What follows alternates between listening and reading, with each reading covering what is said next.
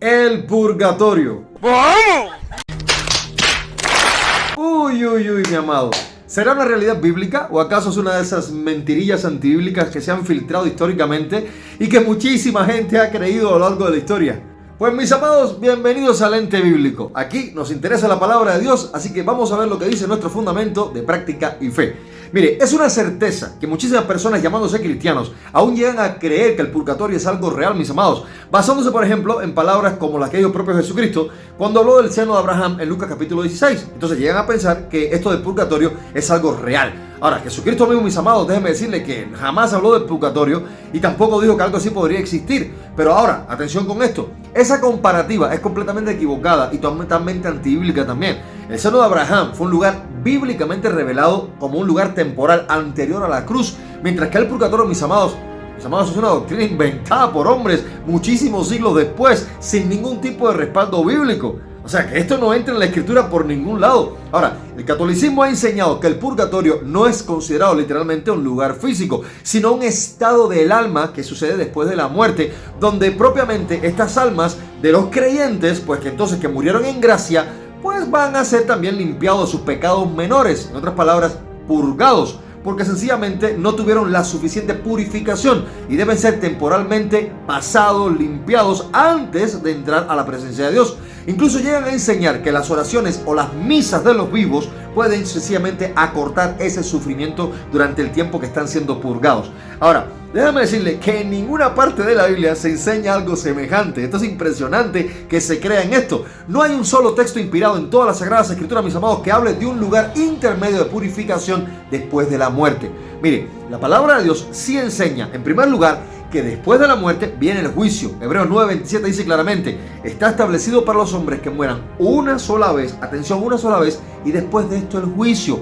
No hay purgatorio, mi amado, ni tampoco espera ni segunda oportunidad. La escritura presenta claramente que solamente hay dos destinos: vida eterna con Cristo o condenación eterna sin Él.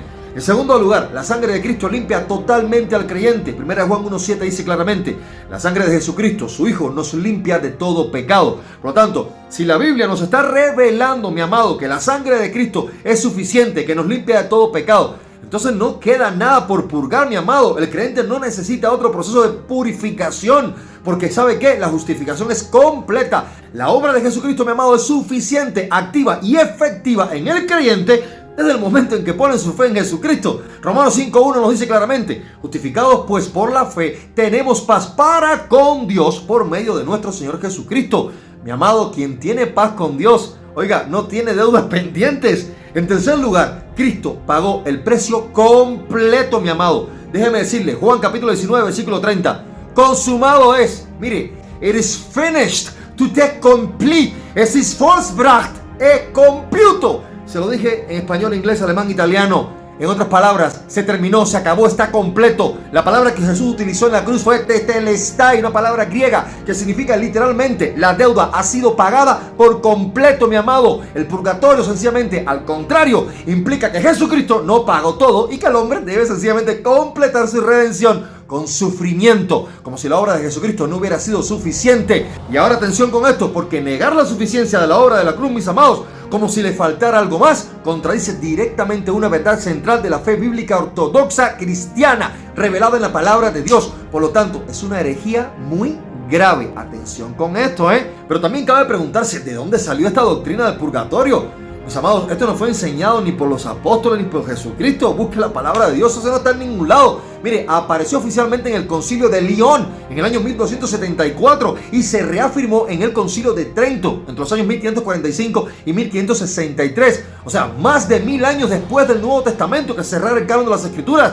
Por lo tanto, fue un invento humano usado para ejercer control religioso y también justificar las llamadas indulgencias, una práctica contraria a la gracia del Evangelio. ¿Y sabe una cosa? Que la verdad en el Evangelio está que el creyente que muere en Cristo va directamente a la presencia del Señor, mis amados. Mire, 2 Corintios 5:8 dice: confiamos y más quisiéramos estar ausentes del cuerpo y presentes al Señor. Por lo tanto, mi amado, mire, el pecador que muere sin Cristo ciertamente va al Hades y después va a esperar el juicio final, como dice Lucas 16, 22 y 23.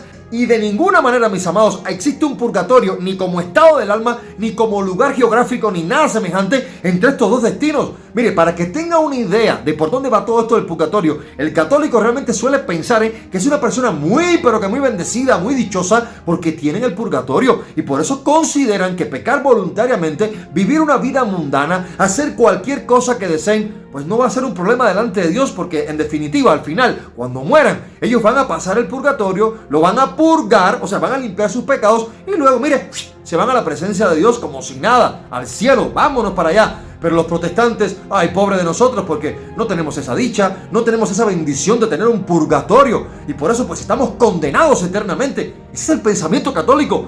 Ahora, mire, ponga esto a luz de las Sagradas Escrituras y va a ver el alto nivel, tan alto de adoctrinamiento que estas personas han tenido. Cuán triste es pasar muchísimos años estudiando algo que bíblicamente es un error, son herejías, mis amados, que están llenando su mente y su corazón, mis amados, y que después sencillamente van a hacer funcionar su vida con todos estos pensamientos, todos estos errores, en una dirección que ciertamente bíblicamente está totalmente apartada de Dios, y aún así están creyendo que estas personas son salvas. Mis amados, sin santidad nadie verá al Señor, la Biblia lo dice. El que no esté caminando por el Espíritu y en Cristo no va a ver la gloria de Dios, no va a su presencia. Por lo tanto, el purgatorio es más que una vil mentira religiosa, complaciente, herética, fuera de todo contexto bíblico, que distorsiona el Evangelio y menosprecia la obra perfecta de Jesucristo. Suficiente, mis amados. Por lo tanto, Jesús no nos dejó medio salvos. No fue algo así como que Él hace una parte y lo demás, pues lo que falte lo hacemos nosotros. O mire, si le falta algo, pues se va a resolver en el camino después que mueran.